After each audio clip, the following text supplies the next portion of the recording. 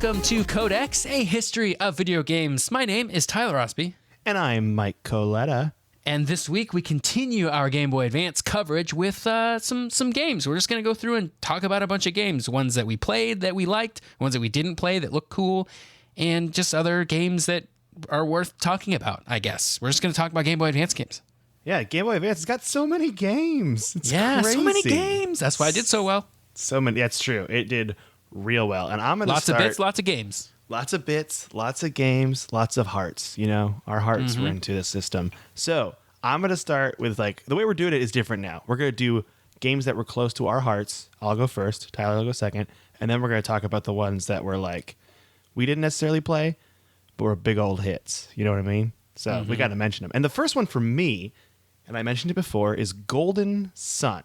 And I played this game a lot. And it was actually probably my biggest foray into JRPGs, other than my bad experience with Final Fantasy VIII, where I got stuck and I got really bummed out. No. Yeah, which I talked about before, I think, on this podcast. But here are some fun facts about Golden Sun. You know how I, Michael Coletta, love Mario Golf for Game Boy Color? I think I've mentioned I do know that on this podcast. I didn't know. Same company, Camelot, made Golden Sun.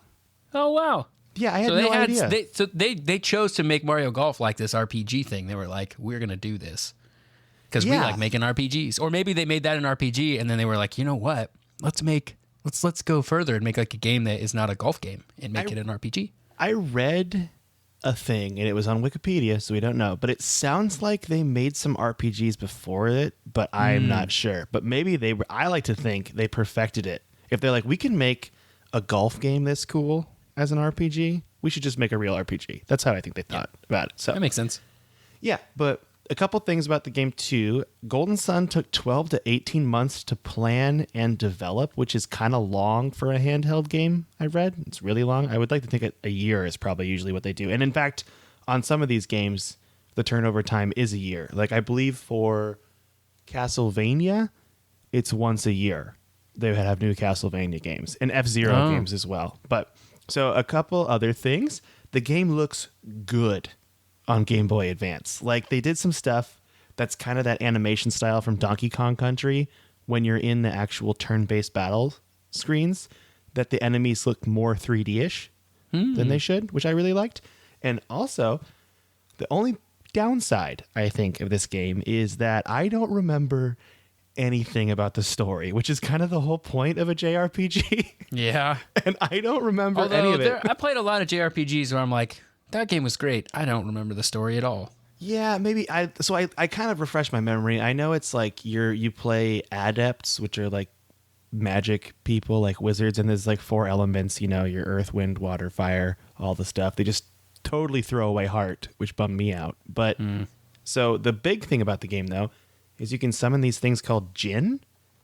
I think I'm saying that right. Djinn. Oh, yeah, I think that's right.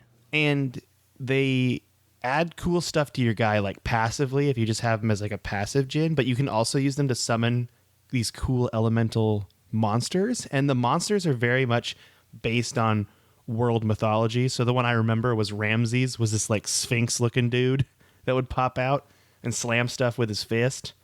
Nice. And yeah, it was pretty cool. So you could like bring in these Djinn from real life mythology, and I think they had like different mythologies from around the world you could use. So the game, I got really far in it, but I actually stopped because, if I remember this correctly, I got this next game, which completely blew my mind. And that next game is called Advance Wars. Oh, this is one I never played either. And that's when you ask people about like their favorite Game Boy Advance games, this game is always at the top of the list. And I never played it. Oh, yeah. This game just blew my mind. I didn't know really. I don't even know how I picked up this game or how I found it, but it was my everything when I think of Game Boy Advance. And it actually was a top-down strategy game where you played these military commanding officers, but like one of them, the one you play is named Andy, and it's like clearly a kid, so I don't know what's going on. And yeah, it's very much whatever. But there are these turn-based battles, and you capture factories and create new units, and so you like spread across the map and you beat your opponent. And the main kid, Andy, he had his hero power, and his hero power was he could like heal every allied unit you had by 2 HP, which is way overpowered. Super like, bonkers. Oh yeah, you would always play as Andy if you could. Like, it was so good. And then the other characters, I know one of the guy had like stronger artillery, but he sacrificed range. And then this other, the girl Sammy, I think Sami, if I remember that correctly, she could like, her infantry troops were way stronger than normal infantry troops, so they could like take on tanks, which was kind of cool. But it was like a really fun game. And the one thing I know about it is the game was all about the attacker having the advantage. So you wanted to play super aggressively, which I think as a kid is even more fun because you're just jumping right into it, you know? Yeah.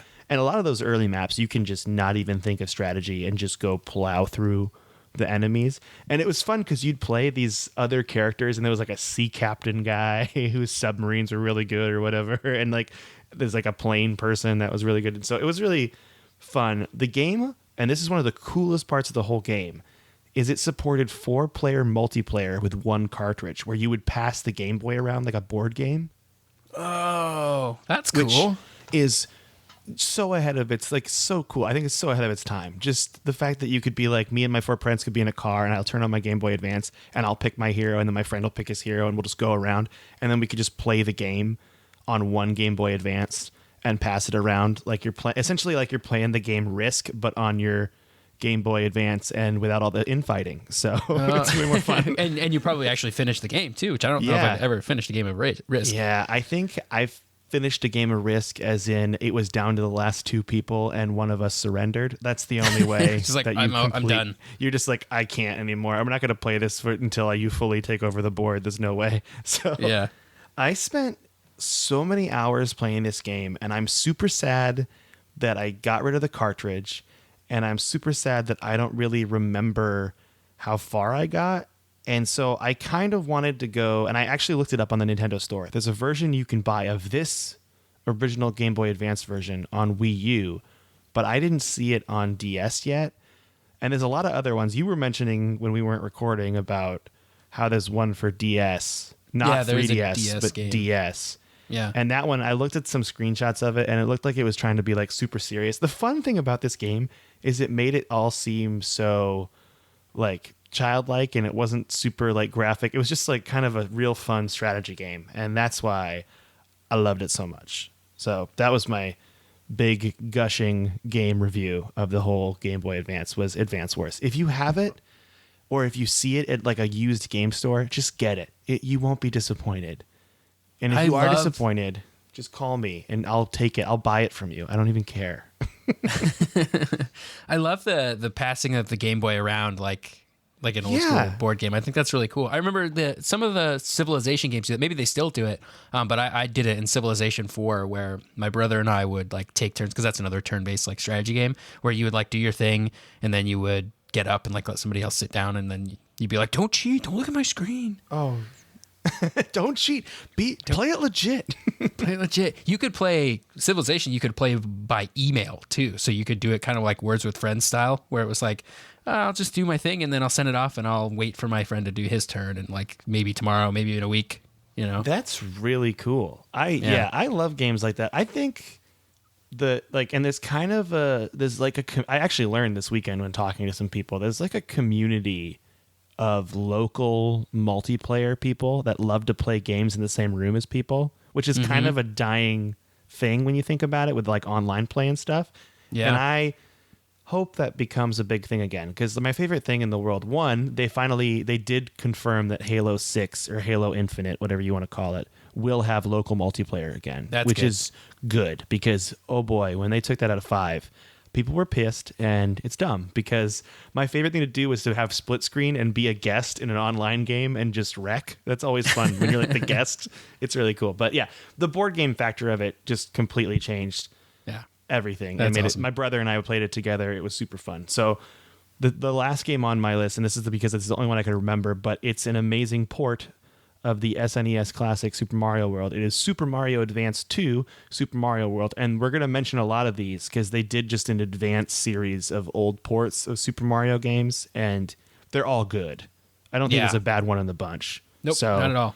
They're all ports of the Super Nintendo versions of those games. So there's Super Mario 2, There's Super Mario 3, and then there's World and Yoshi's Island also. Yeah, I didn't know there was a Yoshi's Island version. That's really cool. Yeah. So they're just really good games. And of course, like if you just like Mario, like that's what I fell in love with video games, with Super Mario World, being like, this is the coolest thing in the world, and I want to ride Yoshi everywhere. So yeah. That was. I remember this this feeling of like, wow, I'm playing a console video game in my hands on a Game Boy when Super Mario World came out, because it was like, this is very clearly a game that I guess it was 10 years old by the time it came out, or more than 10 years old by the time it came out on Game Boy Advance, but I still, in my brain, it was like this console experience that would never happen on a handheld, because handhelds are just worse. But then the Game Boy Advance, it was like, oh, I'm playing a console game on my handheld. And then that would continue later on with like PSP was very console like feeling, and like now games are all like, you can play tons of great looking games. But yeah, Super Mario World was really cool. And it had a cool multiplayer mode too, that was compatible. I'm pretty sure it was compatible between all of the Super Mario Advance games. It was just like the original Mario Bros. Yeah, where game. you're like jumping on each other, and then the stuff come out, and you can like just I think I remember that. And you had the POW button that you could hit a POW in the middle. Yeah, it was cool. You could play that with anybody who had any of the other cartridges. And then I think there was also a way to play it with only one cartridge too, because that was kind of an underrated feature of the Game Boy Advance that not a whole lot of people talk about, was that a lot of games had the ability to play some form of multiplayer with just one cartridge and 4 Game Boys. You could like link it, and you just boot your Game Boy up without a cartridge in it, and it just worked. That's awesome. Yeah, that is really cool. Man, it's so cool. Yeah. So good. So that was my games. I have not a very long list, but you have a great list, and I'm super excited.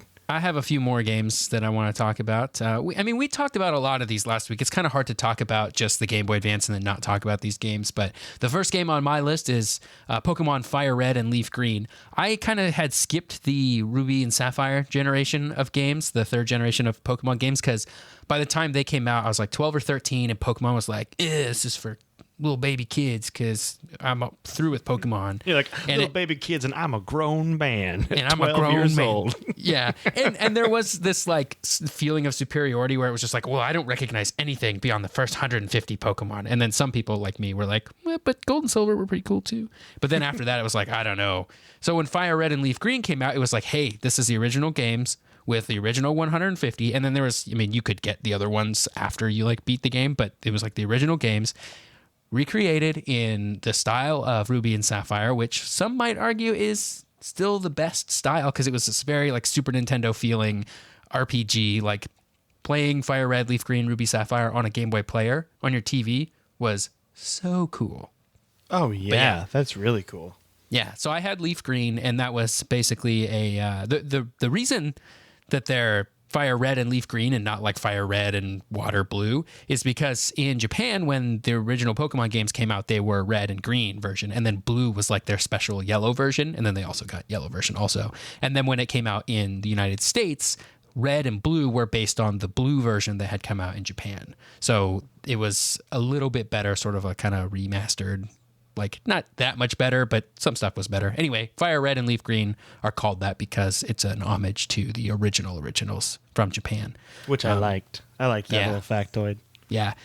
And the earlier copies of that game, not all of them later on, they got rid of this, but they came with that cool wireless adapter. So you didn't need to buy a link cable if you wanted to trade between Fire Red and Leaf Green. You had a sweet wireless thingy, which was pretty neat. Oh, wow. I didn't have that, though. I bought mine late. Yeah, this is the one I should have gotten. I didn't buy this game, but I know, Tyler, that I have my original Pokemon Red somewhere, and I'm going to dig through my mom's storage locker soon and find it. And I'm so excited to dig through it. Just a little scavenger hunt for video games. I'm super pumped. I'm stoked. Yeah.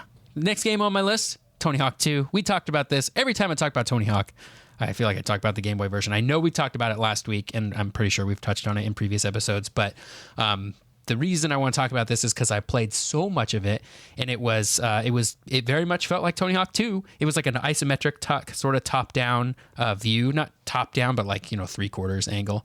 So it felt like kind of 3D and like, oh, I'm playing this cool 3D game on my Game Boy.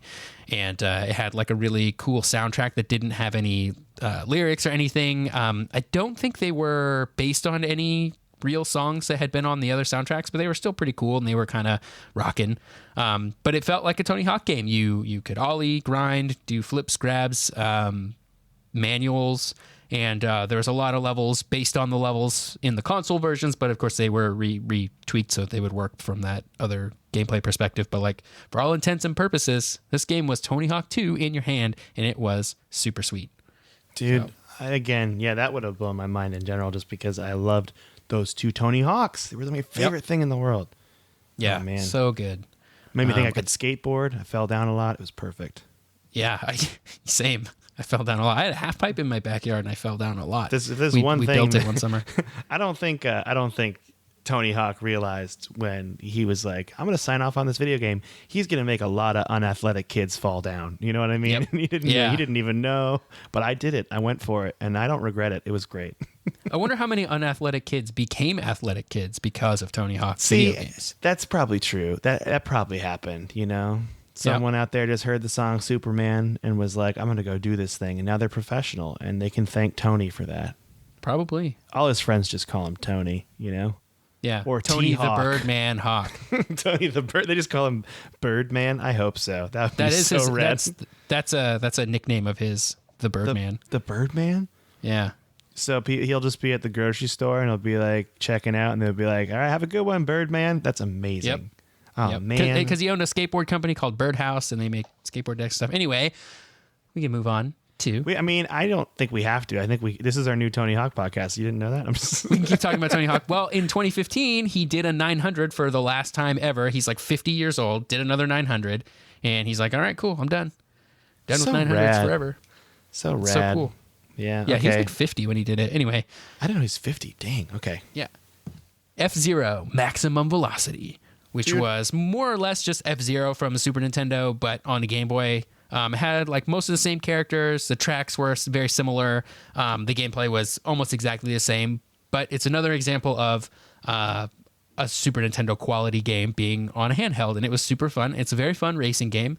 I think we've talked about F-Zero on the last Game Boy podcast, but we've also talked about it in Super Nintendo time too. It's like a super fast futuristic racer where you race like hover cars. And when you look at the speedometer, you're going like 600 kilometers per hour, because in the future they measure things in kilometers per hour. Everyone finally went over the metric system. Yeah, finally America got on the metric system, which makes way more sense than the stupid system we're on.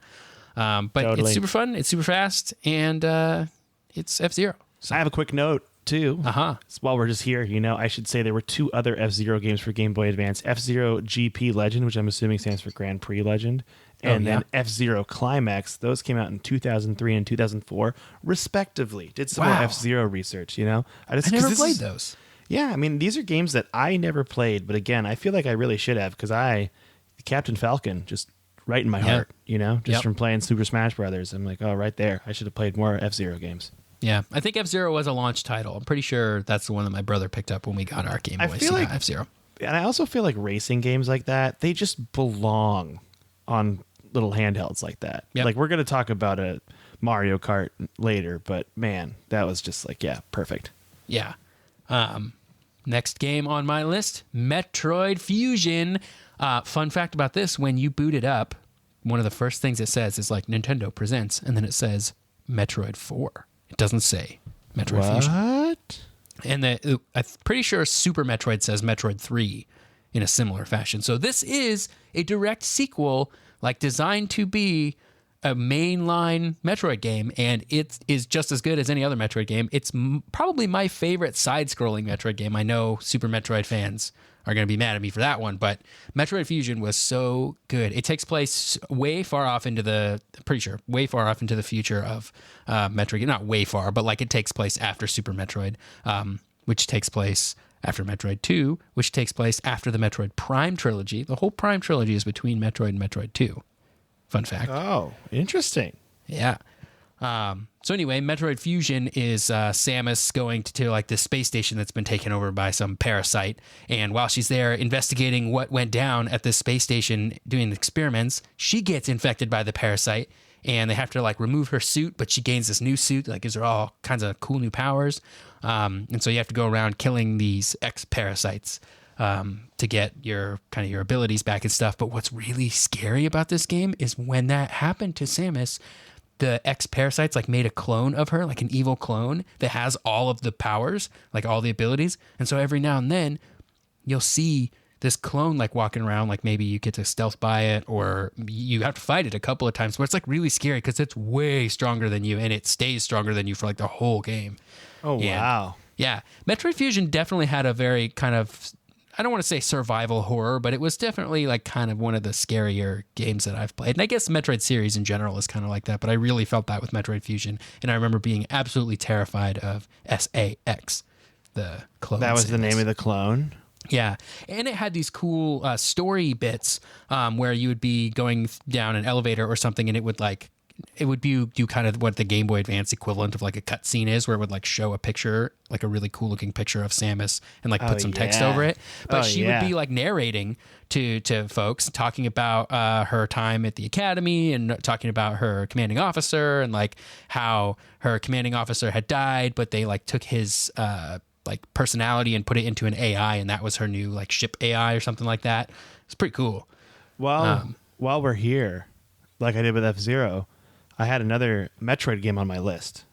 There was a Metroid Game Boy Advance game called Metroid Zero Mission that was a remake of the 1986 original Metroid, which I thought was kind of cool. That game's awesome. That's really, really good too, because it's everything that's cool about the original Metroid, but sort of updated and put into like this sort of Super Nintendo Game Boy Advance package. So it felt like Metroid Fusion, but playing through the original. I feel like we had to mention that, you know. Yeah, Zero Mission is totally worth playing if you haven't played it. It's really, really good.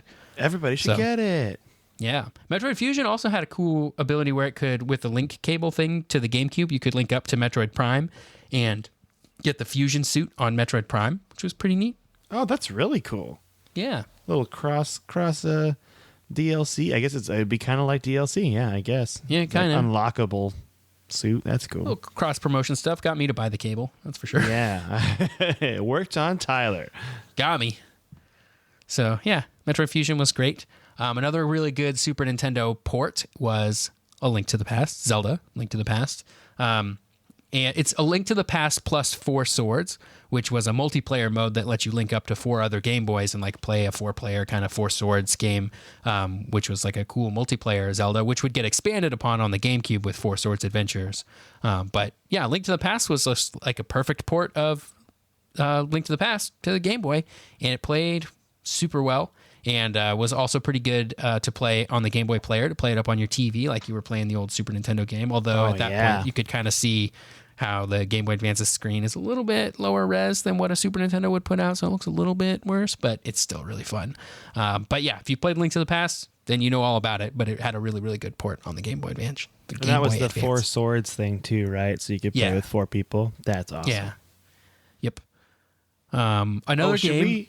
Real quick, should we talk about the other Zelda games since we're kind of doing that? Oh, yeah. We could talk about the Minish Cap. Yeah, because the Minish Cap was kind of like a nod to the other top-down ones. It's like, we got a new top-down Zelda, right? Yeah. Yep. It was definitely designed to be kind of like that. It has Toon Link. I don't know if it's the same Link from Wind Waker or if it's just another Link that looks like that Link, but the storyline is like you have to go to this new world inhabited by these small people called the Minish. And they make you really small, and you go do small people stuff. But it's pretty standard Zelda. I didn't play it the whole way through. I played probably through the first dungeon, and I don't know, it just didn't click for me. But it's pretty cool. It was a nice like original Zelda game for the Game Boy Advance. Yeah, there was one thing I read that it had this feature with these like medallions that when you found people that had matching medallions, it would unlock stuff in the map. Oh, so like you go to take your medallion to a person, like a little notification would show up on their head. And then you'd match your medallion to theirs, and then it would unlock like a treasure chest somewhere. And that's how you would kind of get new items and stuff, which I thought was a pretty cool feature. Just a new thing, you know? Good for you, Minish Cap. Doing new things. Proud of you. Yeah. One of the games on my list that's not widely considered to be a good game, but I still loved it regardless, is Banjo-Kazooie Grunty's Revenge.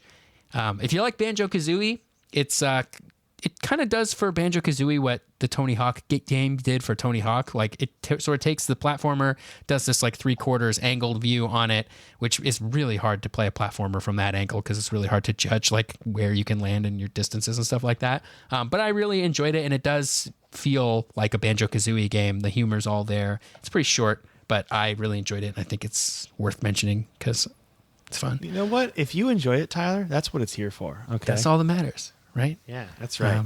Yeah, so I had a lot of fun with that game. Another launch title that my brother had picked up at some point that I played a lot of back in the day was Super Dodgeball Advance. And nobody I talked to has heard of this game. Never heard of it. In fact, I was like, he put it in all caps. This must be very important. I've never played it. It's so good. It's a proper sports game, like a Madden or a FIFA or something with like stats on your players, except it's for dodgeball. So you're like managing your dodgeball team and like trying to trade for the good guys and like using their special moves and like, but you're playing dodgeball. And I don't remember that much about it because I probably haven't played it in like 15 years, but man. Lucky for you, Tyler. I did a little research when I saw you write it in all caps and I was waiting for my thing. I found the teams because there's teams.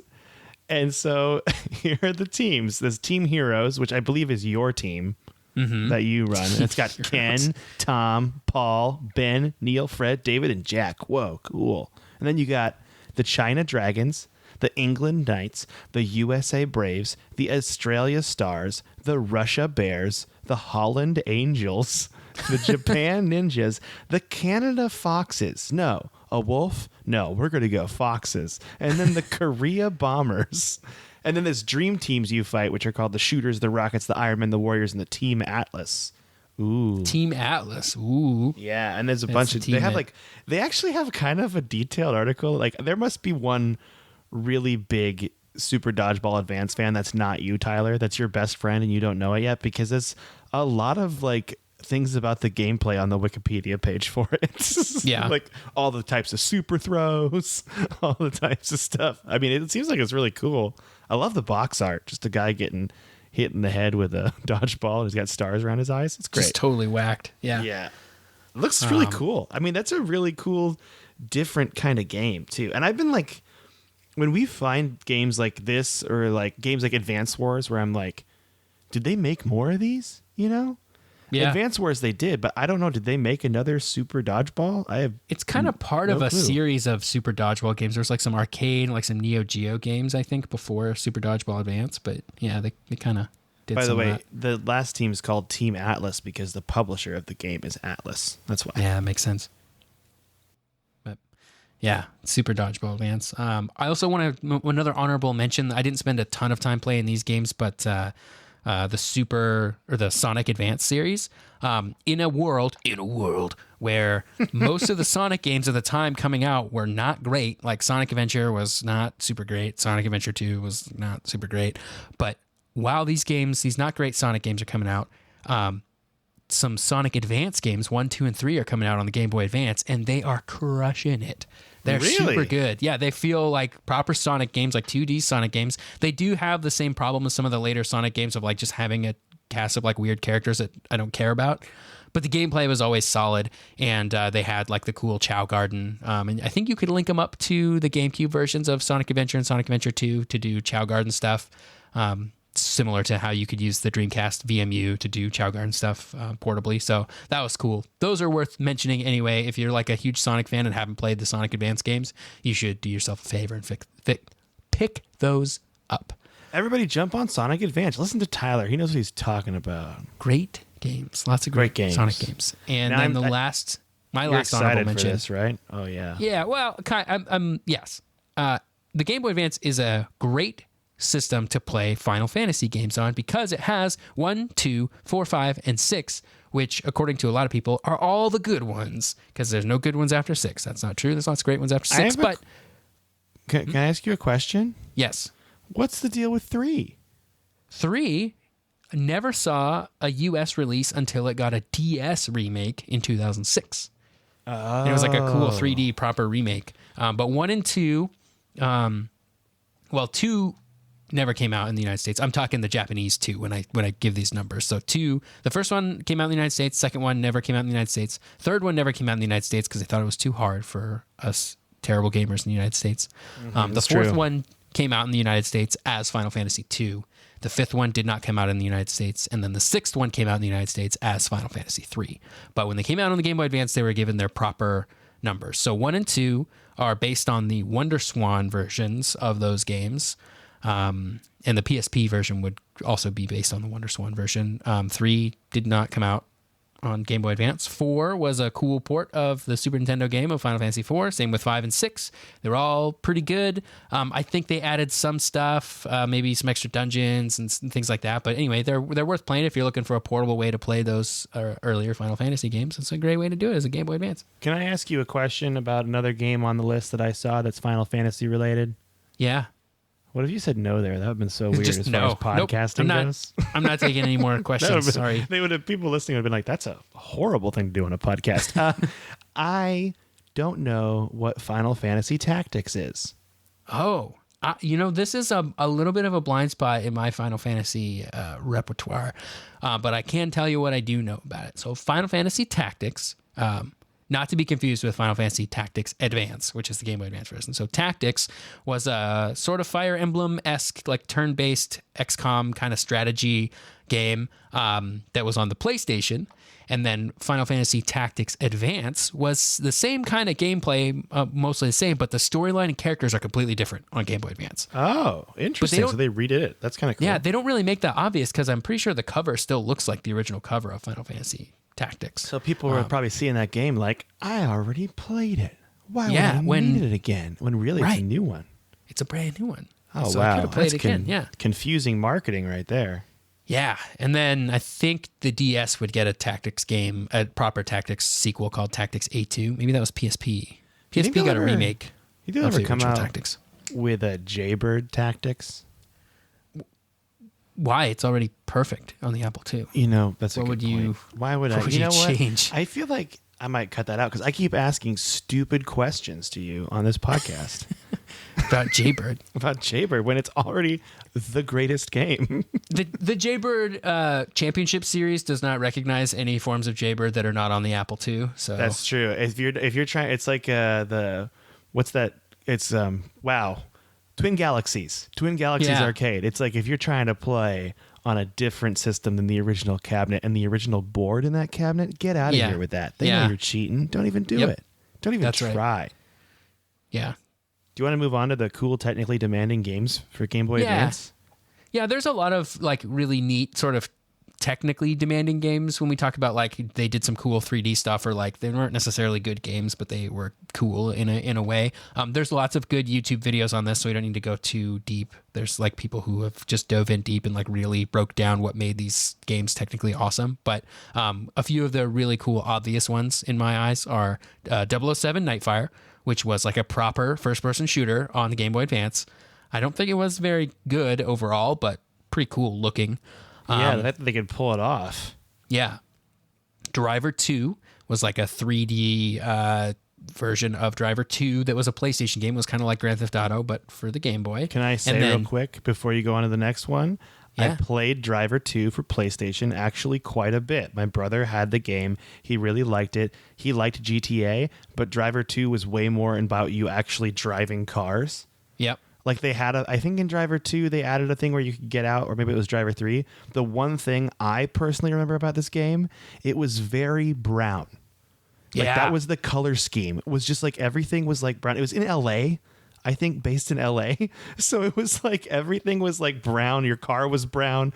I don't know what it was with that game. That's what I take away from it today.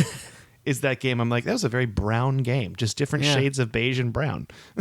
Yeah. I played a lot of the original Driver 2. That was fun because it was like for people who didn't have a PlayStation 2 when GTA 3 came out, it was like a way to do that. Also, I think it was teen rated, which made it much easier for my mom to be okay with me playing Moms are more okay with Driver than Grand Theft Auto. Everyone knows that. That's a true rule. And it was like almost just as good, is what I would tell myself, even though clearly it was not. Yeah, I'm pretty sure that article came out in Mom Magazine that Driver games are better than Grand Theft Auto games. Yeah, that's a fact. It's true. SSX3 got a Game Boy Advance release. It was not very good, but it was like 3D and really cool looking.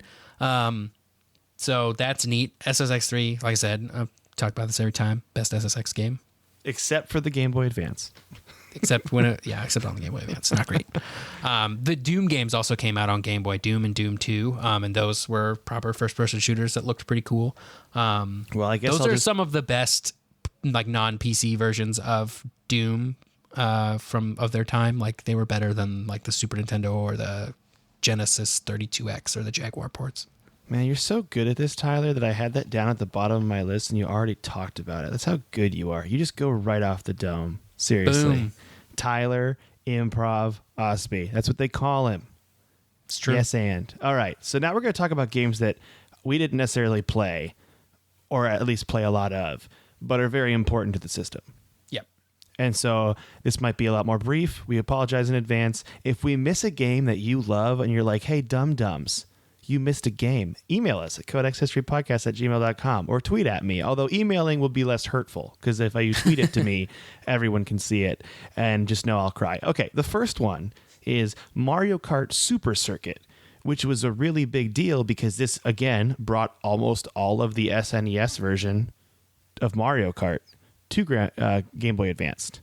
And it had a lot of influence from the N64 version too. Like the sprites are all very much look like the Nintendo 64. It was like a cool in between the Super Nintendo and N64 version. I played a decent amount of this one actually. I think now that I think about it, I'm like trying to just remember if I had this or if I had the Nintendo DS version of Mario Kart, and I think it was the DS version. But I did remember this game being hard when I played it with friends because SNES Mario Kart is hard in general because you can't really see a turn coming. Mm-hmm. And so what they did in this is, and I don't know if this was in the original SNES one or not, but they definitely gave you these blinking signs above your head that would tell you when a turn was coming and what kind of turn it was. Yeah. And that really helped me out because, yeah, it was really hard on the SNES. I remember playing these, even if you play these now on like, because they have some SNES maps on the Switch version of Mario Kart, and it's still really difficult compared to the other maps. Like it's very noticeably difficult. Yeah, this game also had the cool link cable thing of only needing one cartridge to play. If you played with just one cartridge, though, everybody had to play as Yoshi, and there was like only a few tracks you could do. But joke's on them, Yoshi's my main anyway. So yeah, got him good, idiots. Boom roasted, nice.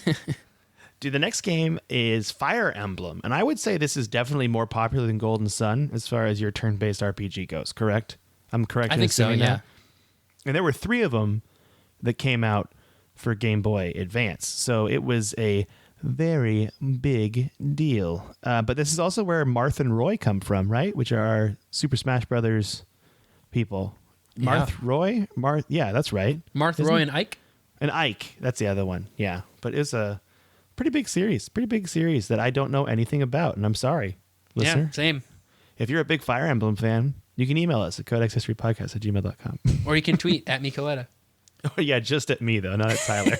Don't tweet at me. Don't tweet at Tyler about it. Don't at me. I don't know anything about Fire Emblem. Don't at me. I don't think he knows what that means. So, yeah, but Fire Emblem games. And again, I watched a little bit of video of it, and it just seemed like solid JRPG on Game Boy Advance, which is cool that they could do that with a portable system, I think. It just is fun, because some people, you got yourself a long trip, just turn your brain off and go through this story. And I'm pretty sure the Fire Emblem stories were definitely better than Golden Sun. So the next one on here, I don't know a lot about. It's Mario and Luigi Superstar Saga, and I think it's kind of like the Paper Mario RPGs a little bit. Yeah, it's kind of like, so if Paper Mario is like the spiritual sequel to Super Mario RPG, Superstar Saga is also that, but like taken in a different direction. It's like 2 timelines like diverged, where like Paper Mario went off to do its RPG thing in this like cool paper 2D format, and then Superstar Saga went off to do its thing in this like cartoony sort of like isometric turn-based format. There's a lot of them, and I have been meaning to get into this series because I think they're really cool. They blend a lot of like cool Mario stuff and like funny storyline stuff. Like they're legitimately funny games too, with a really cool like battle system that I just don't know that much about. But it's very similar to Super Mario RPG. So yeah, and that was the 7 stars one, which is like a big deal. That's like probably the best one that everyone, when they talk about Super Mario RPG, that's what they all talk about, right? Yeah, Superstar Saga just got remade on the 3DS, so maybe I'll pick that up because there's Superstar Saga. Then on the DS there was like Partners in Time and Bowser's Inside Story, where the whole game is like inside of Bowser, I guess. And then there's the remake. I think there's probably a couple other ones too. But I've been meaning to get into that series because, like, man, I love JRPGs and I love Mario, and why not combine those things? Why not have both of them? Also, you reminded me of a tangent I wanted to go on, and to see if you know this game I'm about to describe to you. Okay, you ready? Okay. Yeah. It's a Game Boy game. I think it's original Game Boy. I don't think it's Game Boy Color. Okay. It is Your Mario. And you go inside a giant mechanical Wario. And there's levels inside of it. Super Mario Land 2, 6 golden coins. That's what it's called? Okay, Yep. Just wanted to be sure. I was like, which game is that? Is it a Wario game? I don't remember. I'm like, it's 2. Okay, good to know that was 2. Thank you. I knew you'd clear that up for me. You're the best. I got you. Seriously, you're the best. Okay, next game, Super Mario Advance 4, which is a remake of Super Mario Brothers 3. So it's great. Everyone loves that one. It's fantastic. The Tanuki suit. Wow, what a fun game. So great. The whole game is a stage play. Mario was never in any danger. That's true. It was all just a play. So It's beautiful. It's a beautiful play. Probably would have won a Tony at the time if they didn't get snubbed. You know what I mean? Yep. So Pokemon Ruby Sapphire. Touched on it a little bit, but it's the 3rd generation of Pokemon games, which Tyler hates. I'm just throwing it out there. I'm just kidding. You probably don't hate him. You probably like him. Just joking. No, I like him. I played Emerald in like years later in college. I played Emerald. Can I say that's my favorite thing about Pokemon games is that they remake them later. So if you like didn't get a chance, you could jump in. Like I got Ultra Moon because I missed Moon and Sun, and they're like, well, hey, here's another kind of a newer version with some more stuff in it for you. We've kind of improved it a little bit. I'm like, thank you. And then if you're a super fan and you already played Sun and Moon, well, you can get the opposite one in the Ultra version. What a fun time for everybody involved. Perfect. Good stuff. Okay, Super Mario Advance 3, Yoshi's Island. It's a port of Yoshi's Island. Don't know much to say. Game's great. Game's a great game. I played a little bit of it. It was beautiful. It was fun. That's when you're baby Mario too, right? Little baby Mario. It's great. And everything looks like it was drawn with crayons. Oh yeah, it's a great. The animation style in those games is so fun. Even Paper Mario also, just so good. That's the one that they like. This is like after Donkey Kong Country came out or something, and they went to Miyamoto and they were like, "You have to make Mario realistic, like Donkey Kong Country." And he was like, "Okay," and then he like went back and had them draw everything in crayon. That's really that's really great. It's just a great story. Next game is Mario Golf Advance Tour. Now, I believe it was good as far as a Mario Golf game goes, but they took away that Camelot RPG thing. Oh, bummer. That we loved. And so that's for me, it was just like, oh man, like this is cool, but it's no RPG thing that I loved. So I didn't play that one. Legend of Zelda Minish Cap, we talked about a little bit. It was a really great game. Cool thing. Tyler played the first part of it, enjoyed it. Fun stuff. Now, this game was on the IGN list I looked at of the best Game Boy Advance games. Castlevania Aria of Sorrow. I don't know anything about Castlevania, really. I never played a lot of them. I tried to play Castlevania 64. And I was, ooh, that's like the worst one, isn't it? Yeah. I think I was a kid, and that was my foray into Castlevania, and I made a poor choice as a child. So I think that's what happened, because I know if this 2D side-scroller Castlevania, that's the Castlevania that you want to play. And Aria of Sorrow is one of the best, according to this IGN list I looked at. The other two that came out, though, on Advance were Castlevania Circle of the Moon and Castlevania Harmony of Dissonance, and all three of them are good. I just think people really dug Aria of Sorrow is what ended up happening.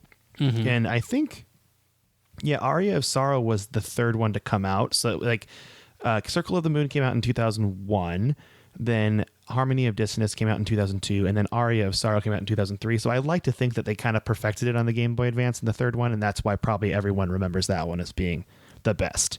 So yeah, it probably makes sense. Also, really cool subtitles, Harmony of Dissonance. What does that even mean? I don't even know what that means, but I'm into it. It gets me interested. Same. It gets me scared a little bit too. I have no idea. It's terrifying. Now, these next two are pretty big that I never played, that people loved. WarioWare Twisted and WarioWare Inc. Mega Micro Games. And they were both like mini game focused, but Mario... Mini game is like the wrong word. It's like micro games is actually that thing, because the mini, like when I think of mini games, I think of like 2 to 5 minute mini games of Mario Party. Micro games are like, you have 4 seconds, do this thing. I had no idea. See, I never played these. I just know that WarioWare Twisted had a gyroscope built into the cartridge, so you could like move the Game Boy itself to like control stuff, and also a rumble feature built into the cartridge as well. Yeah, they did some cool experimental things with that, because all of the games were so small. Like if it was bad, it didn't matter. Like you didn't even have time to realize it was bad. But like I remember playing a lot of the Wii version, which I think was called Smooth Moves, WarioWare Smooth Moves, and then there was a DS version called Touched. Which is kind of a weird subtitle, but yeah, they're like basically they're like a party games, but the games are so short. They'll be like press a button to make a thing happen, and it'll be like, oh, this person will just pick their nose, and like that's it. That's the whole mini game. Like it's just like making someone pick their nose. If you've ever played the WarioWare stages in Super Smash Brothers, a lot of those are mini or micro games from the WarioWare series, and they're all super fun because they're just dumb. Like every micro game is dumb because you can't do anything, but it's just so fun for some reason. I remember, I think on my Game Boy Color camera, there were mini games on there that are from WarioWare. Maybe. I think like the micro games, because I'm remembering stuff and I'm like, oh yeah, that sounds about right. The next one is Harvest Moon, Friends of Mineral Town, and there was a sequel called More Friends of Mineral Town. I never played the imaginative title there. Yeah, I never played Harvest Moon that much. Yeah, me neither. It's not really my style. Yeah, if you're a big Harvest Moon fan, we apologize. Please don't get mad at us, but please tweet everything at SneakerElf, ELPH on Twitter to Tyler. Mario versus Donkey Kong, which was like a pretty sweet looking, it was like puzzle game that kind of used the mechanics from the original Donkey Kong. Yeah. I always meant to play this. Yeah, it looked, the video I watched of it looked really cool, but it was definitely puzzle focused. And I think a game like this is perfect for a handheld, because it's like, you play a puzzle, you put it down, you walk away. It's great. I spent a lot of time playing what is sort of known as Donkey Kong 94 for a Game Boy, which was... It was for the original Game Boy. I don't know if we talked about it in our Game Boy episode, but I played a lot of this game. It was original Donkey Kong, like OG Donkey Kong. You played through the first 4 levels of OG Donkey Kong, and like that was fun. But then once you beat that last level, instead of just starting over and it being harder this time, you like break out of the original world and you move on, and there's like a whole bunch of stages where you have to solve puzzles and like figure out a way to save the princess in every level. And there's a lot more levels in Donkey Kong 94. Anyway, I'm talking about Donkey Kong 94 because Mario versus Donkey Kong is sort of a continuation of that style of gameplay. And I loved Donkey Kong 94, and I never got into Mario versus Donkey Kong, but I should. Man, it's all these games that I know I need to pick up now because I loved that game. Oh, man. Yeah, this one, I think, well, obviously we could find an emulator of it online. But, yeah, I think this is like right up your alley, it sounds like, based on what you just described to me. Yeah. And the listener's probably like, Tyler, you got to... What are you doing, man? What are you doing with your life right now? Yeah. Oh, man. So the next game actually was really cool, and I never knew existed, and I kind of feel like I need to play this one. And it's called Drill Dozer. Have you heard of this? No, never heard of it. It's a platformer where you play as a girl who's in like a drill bulldozer, like a bulldozer with a drill in front of it, hence drill dozer. Mm-hmm. And you drill through walls and stuff, which is like a really cool feature. And it adds more dimensions to get to different areas in the platforming level you're going around at. But it included a rumble feature in the cartridge. So when you like drill through a wall, you like feel it drill. And the cool thing about this game is it was developed partially by some people at Game Freak who also make Pokemon. This was kind of their like passion project.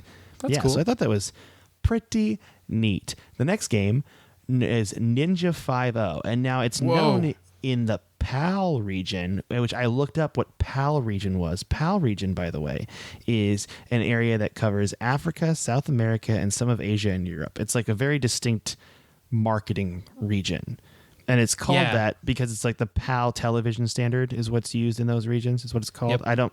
As opposed to NTSC, which is used in North America and Japan. A lot of older games, because the television standard is actually different. The way older games were programmed is they had to really take that into account because of just how like raw the code was. There was no real abstraction between the hardware. So like the PAL version of a game would have to be sometimes like very different from the NTSC version because they have to like remake the game basically. Oh, so, wow. Yeah. So that's why they're sort of grouped together, is because like the PAL version of this game is the one that's made to be played on these types of TVs.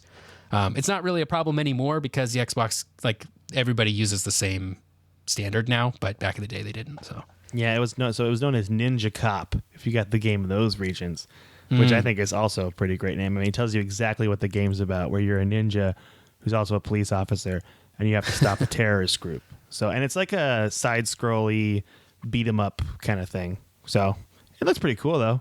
I liked it. Neat. I liked that video. Pretty great. All right. Mega Man Zero. How do you, as far as like Mega Man games go? Nope. It's not in my wheelhouse. Never been my wheelhouse either. And I watched this though, and I was like, oh, okay.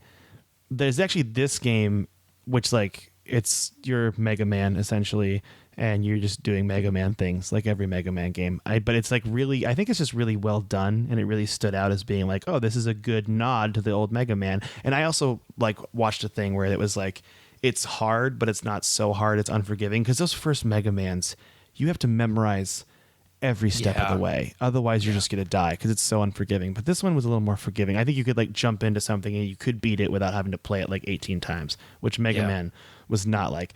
And I'm actually going to put another game on here that I forgot to add to the list that's also kind of Mega Man-ish, and it's called Astro Boy. Oh. Have you heard of this? I've Which heard I know of it. it's... So it was kind of like you destroy... I guess it would be like... I would describe it as like anime-looking characters. Yeah. So Astro Boy was an anime, I think. Yeah, and it's based on that animated film. And so it was... It came out for...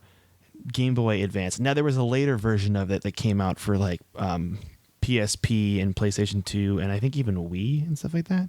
But it actually looked like it did that kind of, when I watched the video, it was kind of that Donkey Kong looking thing of like, it would do that cell shaded kind of like 3D effect. I don't know what did we call that? That was called something. We did a thing on this and I don't remember. Like Mode 7 from... Yeah, Mode 7. Super I think that's Nintendo. what it's called. So it looked pretty great. Like I like watched some stuff of it, and you would have like flying levels and stuff like that. It was a cool game. It was just a really cool. It looked pretty well done as far as a side-scrolling beat 'em up kind of style game went. I forgot to put that on the list. I'm glad I remembered because of Mega Man.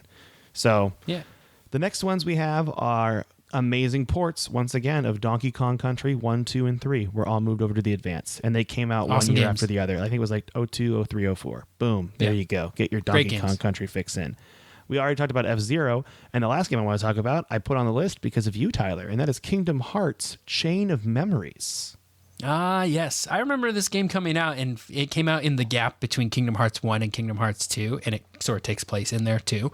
I didn't play it very much on Game Boy Advance, but it later got re-released on the PlayStation 2 as like a, not like just a straight port of the Game Boy version, but like remaking Chain of Memories sort of in the style of the original Kingdom Hearts game. So it felt much more like a regular Kingdom Hearts game. But what was interesting about it was it had a similar sort of like battle style on the surface to Kingdom Hearts, but when you dive in, what you're making are these like command decks where you get cards and you build up like a stack of like your basically your strategy of like what order are you going to do your moves in.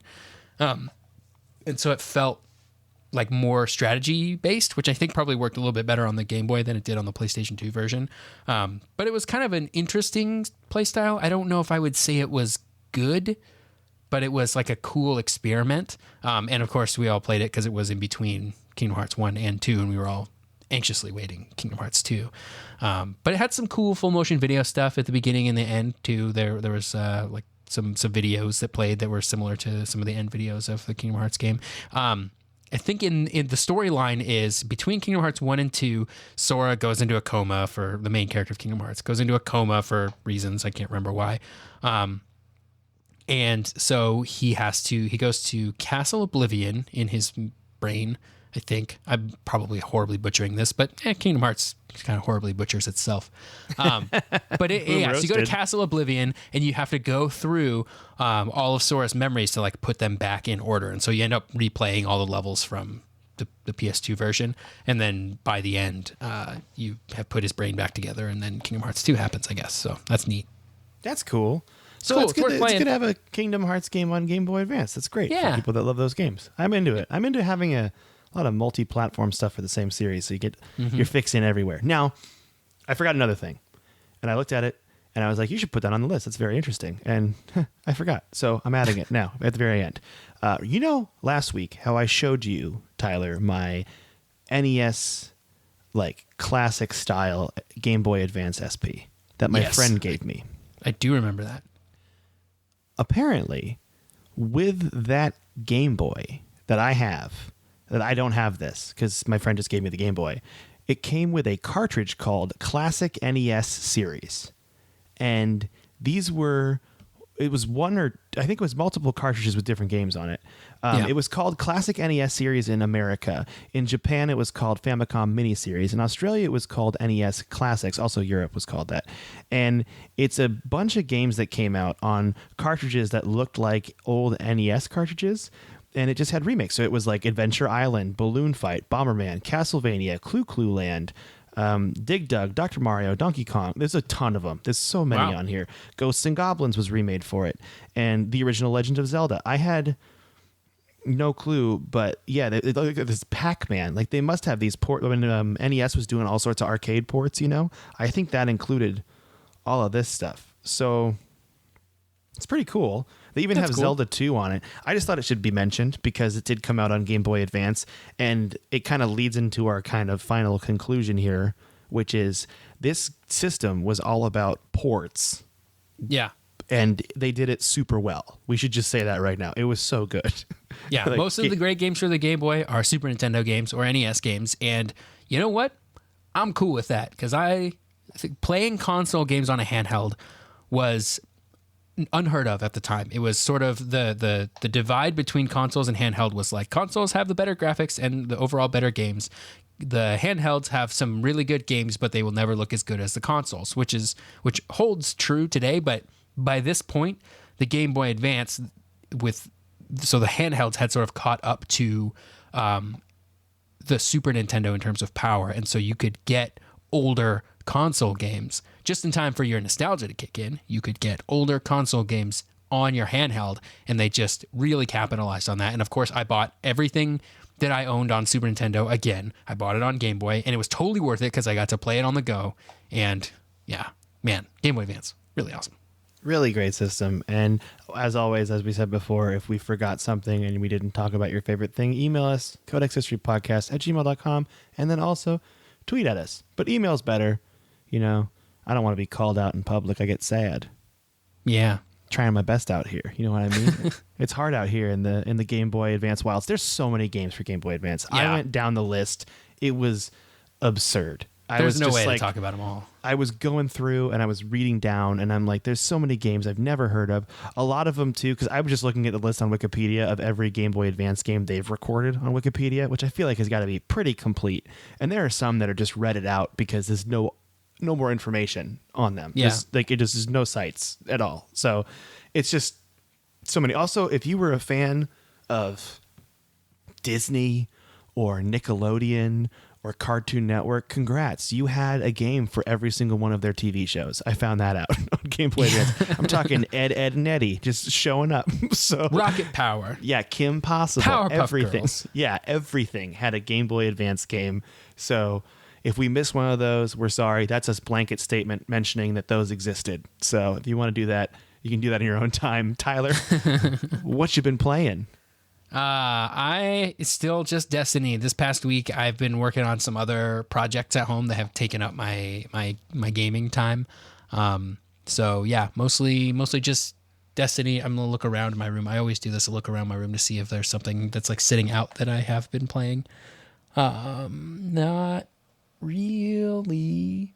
I have been inspired by this research and last week's episode. I started playing my DS way more, and I got a lot farther in Pokemon. But holy buckets, that's a huge game. I'm going to say that right now. Oh, it's just man. going to be my thing. I'm like, wow, I got far, I thought, and I was just like, it just keeps on rolling, and it's just cool. If you're a kid, I get it, but I'm a guy who's trying to complete stuff to move on to the next game, and it is impossible. I will say I am really close to Red Dead. I'm 2 missions away. I'm super close. I looked it up because I needed to know. And I'm just giving myself the proper amount of time because I want to be in a place to end a video game where I can think about it for a second and not be like rushed to go somewhere. Mm-hmm. And I think tonight's the night. Tonight's the night, and it'll happen again and again. I think I'm going to edit this podcast that we're talking on right now. And then I'm going to go finish Red Dead finally. And I'm going to shut my door and make sure no one bothers me while I do it. I'm really excited. That's the way to do it. Yeah, and I will update next week with my thoughts on Red. Also, I've had a Red Dead spoiler podcast sitting in my podcast queue for about 3 months now, and I haven't listened to it since the game came out. I think it's been like 3 months probably since it came out, and I have like not looked at anything because I don't want to ruin it. So it's like, okay, don't listen to it. So I'm ready to listen to that podcast now as well. All right. Yeah. Also, just our usual housekeeping things. We got 2 ratings on the iTunes store I saw on Apple Podcasts. Thank you so much. Also, you might be listening to this podcast now. It's on Spotify, and it's also on Google Play, and it will soon be on Stitcher, hopefully. I'm throwing that out there. So moved it all over there. Really pumped. I mentioned the email a billion times this podcast, but if you want it one more time, it's codexhistorypodcast@gmail.com. And then you can also tweet at us at SneakerElf for Tyler, ELPH, or me, Coletta, MECOLETTA, for me, Mike Coletta. And that is it. Tyler, would you kindly say bye to the listener for me in a very nice, whimsical way? Goodbye, listener.